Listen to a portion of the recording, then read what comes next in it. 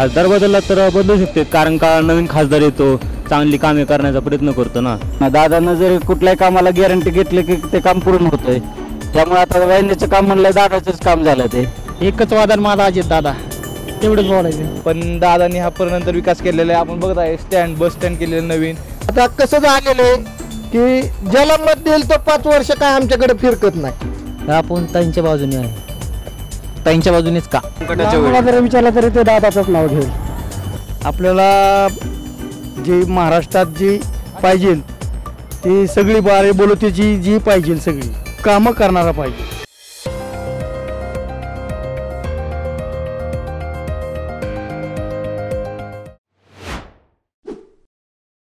नमस्कार. आता आपण बारामती बस स्थानकामध्ये आलो आहे आणि इथून काही प्रवासी तरुण मित्र आहेत, ते प्रवास करत आहेत. आपण त्यांच्याकडून जाणून घेण्याचा प्रयत्न करूया की नेमकं त्यांच्या मनात काय, त्यांनी नेमकं काय ठरवलं. नमस्कार मित्र. नमस्कार. तुमच्या गावात काय अडचणी? आमच्या गावात तर रस्ते, पाण्याची समस्या, अजून लाईट. मला सांग, ह्या ज्या पाण्याची समस्या आहे, रस्त्याची समस्या आहे, कोण खासदार पूर्ण करेल असं वाटतं? खासदार बदलला तर बदलू शकते, कारण का नवीन खासदार येतो, चांगली कामे करण्याचा प्रयत्न करतो ना. आणि अजून डेव्हलपमेंट करायचा प्रयत्न, कारण का पुढल्या आर्थिक समस्या त्यांना निवडून यायचं असतं ताईसाठी. कारण का आमच्या तरुण पिढीने तर अजूनपर्यंत बघितलं आहे, म्हणजे ताईंनाच आम्ही सपोर्ट करत आलो. त्यांच्यापासून नाही का राजकारणातील काही गोष्टी समजल्या. आता जसं बारामतीचा विकास बघितलं तर दादाचा विकास म्हणजे बारामतीचं सोडून असं अख्खं इंडियात कुठं नाही असलं विकास बारामतीत झालेला आहे.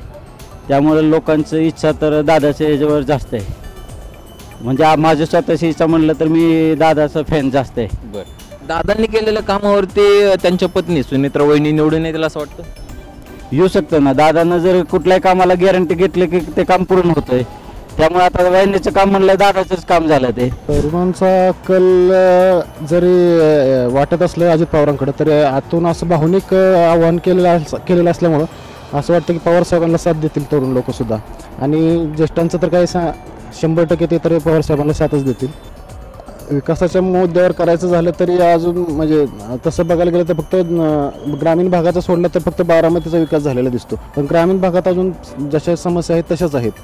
आज तुम्ही इकडे पळशी मासळवाडीकडे बघायला गेलं तर अजूनही दुष्काळी परिस्थिती तशी दिसून येते. पण लोकांचा आज संभ्रम आहे की आपण मतदान करायचं नेमकं कोणाला. पर्याय जर उभा नसेल तर निश्चितच ते पवारसाहेबांना मतदान करतील. महत्त्वाचं म्हणजे दादांनी बारामतीमध्ये म्हणजे चांगली प्रगती केलेली, पण व्यवसायाबद्दल पूर्णपणे बारामती पाठीमागच आहे. धंदे पाणी म्हणजे पूर्णपणे स्लॅक आहेत.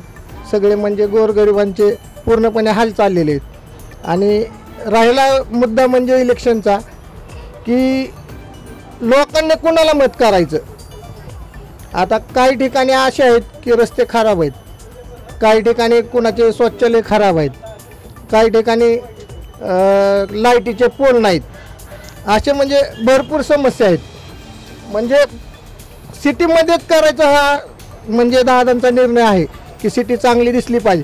पण सिटीच्या आतमध्ये काय घटना आहे हे पण ते दादांना दिसलं पाहिजे. आणि आमचं म्हणणं एवढंच आहे की लोकांनी मत विचार करून द्यावा आत्ताच्या कंडिशनमध्ये. काय तेच आम्ही जाणून घेण्याचा प्रयत्न करतोय की तरुणाई जी आहे, जे मतदान करताना काय विचार करून ह्यावेळेस मतदान करणार आहेत. आता कसं झालेलं आहे की ज्याला मत देईल तो 5 वर्ष काय आमच्याकडे फिरकत नाही. तो राष्ट्रवादी असो, भाजप असो किंवा कोणता पक्ष असो, हे 5 वर्षातून एकदा आमच्या दारोदारी येतात. मतदान करायसाठी रिक्वेस्ट करतात, आम्हाला बोलतात तुम्ही मतदान करा, हे करा, ते करा, आम्ही तुमच्यासाठी असं करू तसं करू. पण आत्तापर्यंत काय झाले नाही. आता कोण खासदार होईल बारामतीचा ह्यावेळेस असं वाटतंय? आता आमची तर इच्छा आहे, आम्ही म्हणजे लोकांचं मला माहीत नाही, पण शक्यतो माझं मत आहे की वंचित बहुजन आघाडीला मी मतदान करणार आहे यावेळेस. आपण ताईंच्या बाजूने आहे. ताईंच्या बाजूनेच का? कारण पवारसाहेब त्यांच्या साईडने आहेत ना. पवारसाहेबांनी विकास केलेला आहे. MIDCमध्ये कंपन्या वगैरे भरपूर त्यांनी विकास केलेला आहे. त्यामुळे पवार त्यावेळेस नक्की ताईच. हा पक्ष फुटल्यामुळे, 2 गट पडल्यामुळे भावनिकतेच्या आधारावरती साहेबांना मतदान करणार आहेत की विकासाच्या मुद्द्यावरती तुम्ही मतदान करण्याचा विचार करता? तरुण वर्ग विकासाच्या मुद्द्यावरती काय विकास केलाय सांगू शकता? 2-3 कामं ताईंनी केलेले जे बारामती शहर सोडता ग्रामीण भागासाठी. सगळीकडे रस्ता केल्या ती एक सुद्धा रस्ता ठेवला नाही बारामती तालुक्यातला. कुठलाच रस्ता ठेवला नाही. कामं बिमा दोघांनी मिळून पहिले केलेले आहेत ती पहिली दोघांनी मिळून केले. दादा आत्ता गेलेत बाहेर. ती दोघं एकत्र असताना आहेत ना ते दोघांनी केलेली. साहेबांचा हात आहे. साहेबांचा हात असल्याशिवाय ही कामं झाल्यात का? काय आता मग विचार ह्यावेळेस मतदान करताना काय विचार करून मतदान करणार आहेत? दादांकडं बघायचं म्हणजे ते मोदीकडे बघायला लागलं. ते आपल्याला ते मोदी काय नाही पाहिजे.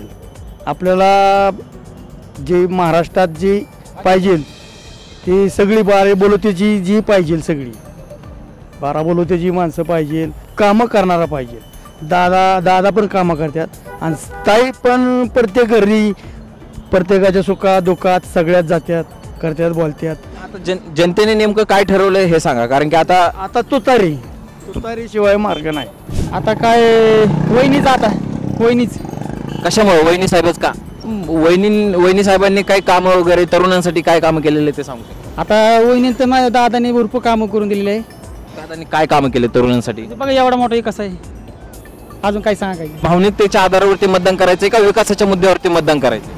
आता विकासाचं मतदान करायचं. एकच वादन माझा अजित दादा एवढंच बोलायचं. तरुण तर सगळे आता दादांकडे जातील, कारण की झालेला हा विकास दिसतोय ते सगळा. म्हणजे नंतर जरी साहेबांच्या अंतर्गत झालेला आहे. साहेब हा मूळ खऱ्या गोष्टीचा पाय आहे, पण दादांनी हा नंतर विकास केलेला आहे. आपण बघत आहे स्टँड बस स्टँड केलेले नवीन, परत वेगवेगळे लाईटिंग विंटिंग रस्ते वगैरे कसे ओकेमध्ये आहेत सगळे.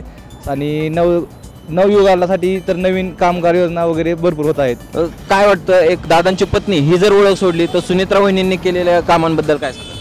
तसं आहे, कारण किती काय तर सुमित्रा यांच्या ज्या शाळेमध्ये मी शिकलेलो आहे विद्याप्रतिष्ठान या शाळेमध्ये मी शिकलेलो आहे, त्यामुळे त्यांचा विकास बऱ्यापैकी माहिती आहे. त्यामुळं एवढं काय सगळ्यात जास्त करून सुमित्रा ताईंकडेच आहे. 2024ला कोण शपथ घेईल खासदारकीची बारामतीमधून, ताई का वहिनी? वहिनीच घेतील. मतदाराला काय फक्त विकास महत्त्वाचा असतो. त्याच्या गरजा महत्त्वाच्या असतात.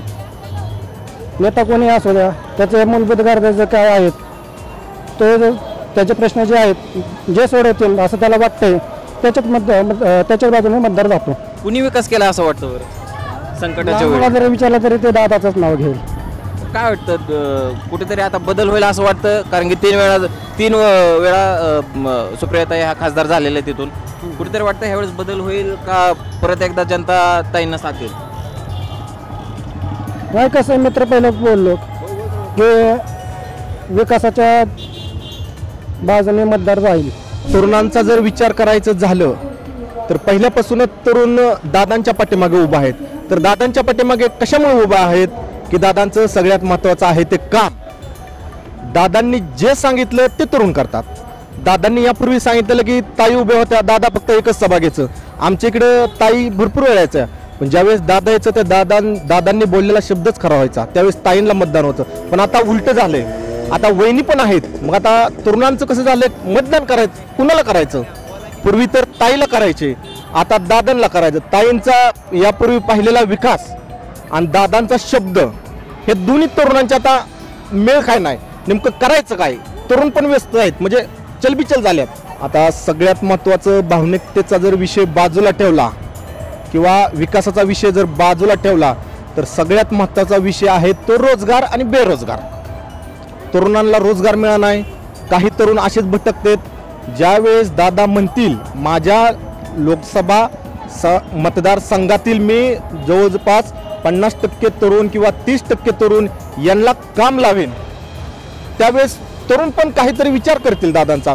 जर हीच जर गोष्ट जर ताईंनी सांगितली त्यावेळेस तरुण विचार करतील कुणाला मतदान करायचं. आता ताई कवयनी जर बाजूला ठेवलं, सगळ्यात महत्त्वाचा विषय आहे तो रोजगाराचा. जो कोणी रोजगार मिळवून देईल तरुणांना जास्तीत जास्त, त्यांना मतदान नक्की तरुण करतील आणि याचाही विचार तरुण करतील.